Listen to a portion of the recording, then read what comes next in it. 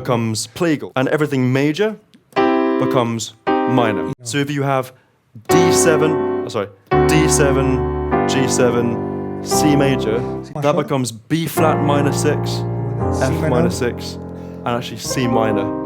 But you can always use it to C major, because C major is... So suddenly, like, you know, if you're playing over, like... Yeah. You're playing over 251, and then you come up with some crazy negative language, you know? Like if you go like... Sorry. You know, if you go... You know, instead of like... You know, suddenly it's like... You know, or even like...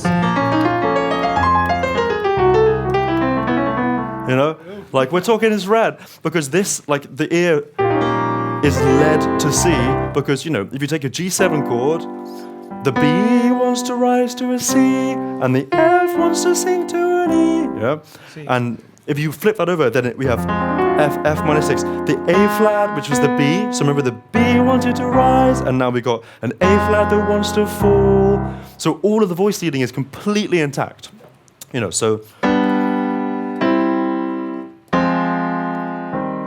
That's what you have.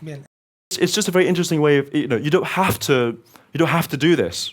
But, you know, if you delve into symmetry is a very infinite and sound concept.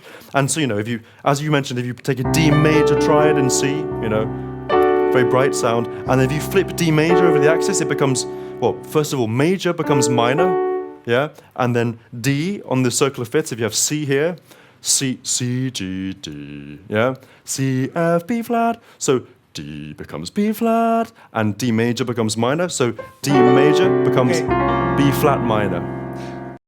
D major, D major becomes B flat minor. It's interesting because they have the same amount of relationship to C, but they just come from completely different sides. So, I mean, honestly, you know, melodically, this is infinite as a concept, absolutely infinite. For me, as like a harmony freak, the most interesting thing I found is taking harmonies and flipping the chords. And honestly, just the philosophical idea of a plagal cadence is a really pleasing one to me. I think plagal cadences are great. It's like going inside the key instead of going outside of the key. Because if I go, yeah? Oh no, sorry. Forget that. If I go, then I'm arriving in a key. And whereas if I go, I'm just going like, you know? Yeah, okay. What kind of advice could you give to someone who doesn't have their whole lives dedicated to music? Just how would you, let's say, organize the study? How maybe about the learning process? Or what advice could you give? Good question. So, people? Yeah. So okay. So first of all, if you're making music, give me a chair. If you're making music, then normally, in my experience, the reason somebody wants to be a musician is because there are moments when they listen to music that make them go like, oh, that's really good. Yeah, and then the reason why they want to dedicate their time to music is because they want to chase those moments. It's like chasing the goosebumps. It's like, why if I add a D, why? Yeah, why does that make me feel so good? Yeah, and so, you know, and why if I move that later, why does it feel more groovy or less groovy? Just, you know, forming relationships with music. That was, for me, that's what I did. And I never thought, you know, oh, I'm going to be a musician, I'm going to make a career, I'm going to make money. I thought, I'm going to study this feeling because I freaking love this feeling and I want to learn about it. So the concept, sorry, one sec. The concept of following something that you really enjoy is a universal concept to everybody, right? Everybody knows that feeling. And for me, in music, you know, I think that as a concept is something that you can apply to whatever amount of time you have. So if you have 8 hours in a day to just do music only, you can go pretty deep, you can really get into it. If you have 20 minutes in a day, you can listen to music that you love, you can learn how to play music that you love, you can talk about music that you love, you can study in all sorts of ways, and nowadays you don't even need a teacher to do that. You can just engage your mind and your body in studying something because you love it. And that can take no time at all, as long as you concentrate in the right way. I also think one interesting thing is that there's a sort of myth about teaching that you have to get through all of this muck before you get to the good bit. You know, oh man, I've got 6 years of scales and rudiments before I can play any good songs. You know, so it might be that you have lessons. It might be that you don't have lessons on a musical instrument. But I'd recommend if you love music. If you don't love music, I don't know why you're doing it, really. If you do love music, then you can spend 10 minutes in a day. Just think, okay, maybe I have scales to practice, maybe I have rudiments to practice, maybe I have homework to do for music class. Ignore it for 1 second. Why do I love music? Why do I love music? What music do I love? And when I find music that I love, I'm going to learn that song. I'm going to spend, I have a 2-hour practice routine. I don't speak from experience, by the way. But say I have a 2-hour practice routine, as many people do. You know, maybe scales and repertoire and technique, and you're going to do it. And then I'm going to have a 10-minute window at the end of my practice scheme where I play Summer Soft by Stevie Wonder. I play that song because I love it. And today I'm going to play it in G major, and tomorrow I'm going to play it in D major, and I'm going to go all around the circle of fifths every single day for the next 2 weeks. And by the end of 2 weeks' time, I'm going to be able to play Summer Soft in all keys. That's awesome. And it might be that, you know, it takes longer than 1 day to work a song out in its key, which is completely fair enough. So in that case, I'm going to do the first 4 bars of Summer Soft today, or I'm going to do the first 8 bars today, or I'm going to work out what key Summer Soft's in, or anything, you know? Just if you make a start in your own direction, then if you have a direction you're going in, then at any point in your life, you're going to have all this crazy stuff happening. And if you keep walking in your direction, you're going to have a direction you're going in. And that is inevitable. It doesn't matter what you do. You might be a musician, you might be an artist or a poet or a teacher or something completely different, like an engineer or something. But if there's something in your life that you do on a regular basis that is small and takes very little time, that you can regularly say, I attend to doing this, then your life, that something unconditional in your life, then you can do all of this crazy stuff and you'll still come back to this path. And that, for me, has always been music, because there's a world of mine. There's a thing that I can do. There's music that is to do with concentrating on my world and crafting things that are small. And so I do this stuff. I learn about music, I learn about life, and I go to school and all this kind of stuff, meet different people. And there's still this motion of me moving forwards, and that can be 5 minutes, 10 minutes, 15 minutes a day. Okay. But the fact is, it's for me. I'm not doing it for anybody else. I'm doing it for me. It's mine, you know? Bien. Okay, he says that right now there's like a craziness about things being immediate and you know, like a lot of information all together. And he says, well, maybe it's about just taking a little thing and work on that and be really profound with that. Absolutely, 100%. Bang on. That's 100%. Totally correct. And I think we are over time, right? Okay, let me just finish this one point. Yeah, that's fine.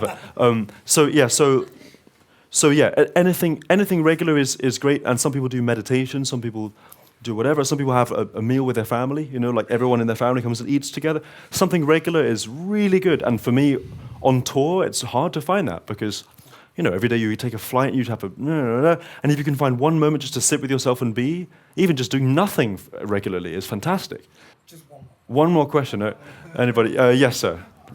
Yeah. ¿Cómo funciona el sistema de loop en el show, ¿no? Y básicamente so eso, ¿no? Here we have another 55 minutes of masterclass. Si tuviéramos 55 so minutos más. To oversimplify it, there are it's a circle of musical instruments. This is what I'm doing tomorrow, by the way. You guys coming to the show tomorrow? Sí. So, es lo que va a hacer mañana en el show. Circle of musical instruments. There are 5 looping machines, 5 loopers. Well, actually, it's 1 looping machine, but it controls 5 different looping stations. Drum kit, percussion, keys, bass, vocals. So everything lives in one massive Ableton session, okay? Todo convive en una super sesión de Ableton. And there's a bunch of crazy routing where the loopers send to the mixer and they send back, and they spit out a different sound than they get in. So there's a looper channel, and then there's a dry channel for each station, and there's a lot of inputs for the show. And so the way it works. So the video I'll get to in a second. So basically, the way the loops work is that I can either trigger a loop live, or I can plan when a loop happens, and the latter is a lot more common. So often I sit down, or I did sit down for this show. I thought, okay, here's 8 songs. How am I going to do this live? Well, the best way to do it live would be I'm going to start with 2 bars percussion, and then I'm going to overdub for 6 bars more percussion. I'm going to go to bass, then on a 4-bar groove. That's going to play back for 12 bars. I'm going to play some piano for a second, loop 8 vocal loops, stop, and then I'm going to play bass and sing the melody, by which point the bass loop comes back in having changed key. You know? Okay. Okay. One guy stage with the system. It's me. I did it. It's me in the past. So I sat and yeah. So I sat and organised when the loops happen, and then yes, I do have somebody side of stage who helps me just make sure everything's going to plan. But all I do is I have a launch pad, and I can trigger the beginning of the songs, and it's a crazy memory game for me. So it's like I know where I need to be at what point. Yeah. So that's how. Does that make sense about the loopers and how they work? Si querés generar un espacio para improvisar, ¿no podés? ¿O cómo haces? Yeah, right. So there are three ways you can do this. One is that you have a section in a song where you can be free, and it's a certain length. So that is freedom within a section, right? So like there's. I have a certain amount of time and I do a solo and I move on. That's one way. The second way is that there's actually a way that I can jump off the rails. If I press a button on the launch pad or press a pedal, I can exit the session and do things, I can trigger things live, and then I can jump back into the session and resume it. So then I can be flexible with loops and stuff like that. So for example, there's one song where I loop bass and I loop drums and then I get the audience to sing. Okay? Spoiler! And when the audience sings, it always takes audiences different amounts of time to learn, so I hop off the rails, teach them, and when I'm ready, it's like back on the rails. So you can stretch sections, you can make them smaller, but for me, the joy of the process has been learning how to be free within the constraints, because my brain always likes to be like, oh, I just want to be completely free in all situations, completely wavy, right? And actually, it's been really good for me to be on tour with one specific thing that I always do, because you get good at doing that. It's like, okay, if I have 8 percussion loops, 4 vocal loops, a bass loop, a drums loop, and then I play guitar every night, then every night I'm going to change what I play. And that improves the craft of doing the show, you know? So that said, every few shows I change the order of the loops, I change the key of the song, I move it around, I add a section, and my crew just find it so frustrating because they get used to something. It's like, and I say, hey, you know, because I've changed the session today. Like, you know, really annoying. Why you keep on changing it? Because it's fun to change it, right? But I guess the thing I'm saying is that there's always a way to be free within your constraints, and that's kind of how the loopers have fed me over the past year or two. One final thing is the way that the video works is there are 2 Xbox cameras, Kinect cameras, that track my skeleton, and every time I make a loop, the audio of the loop sends the same message to the video, and I duplicate my body on stage. So on stage, on the screen, behind the stage, big screen. So I step out, you see me step out of my own body and play more than one instrument. So if I 4 bars of drums and then I go play bass, I walk to play bass. On the screen, you see the real Jacob. One Jacob continues playing the drums he just played, it loops, and the other one steps out and plays bass. So if there's a groove of keys, drums, bass, and whatever, and vocals, you see 4 Jacobs on the stage at one time, all live, and all in 3D. Does that make sense? Yeah, of course. So yeah, just come to the show. It's gonna be. One thing I'd like to say first of all is thank you so much. No, thank you. Because you're a hero.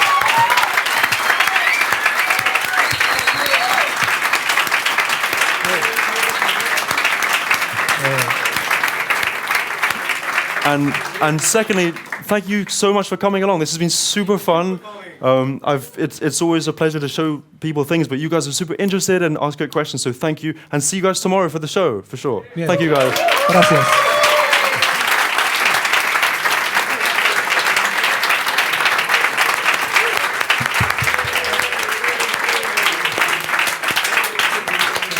Thank you, man.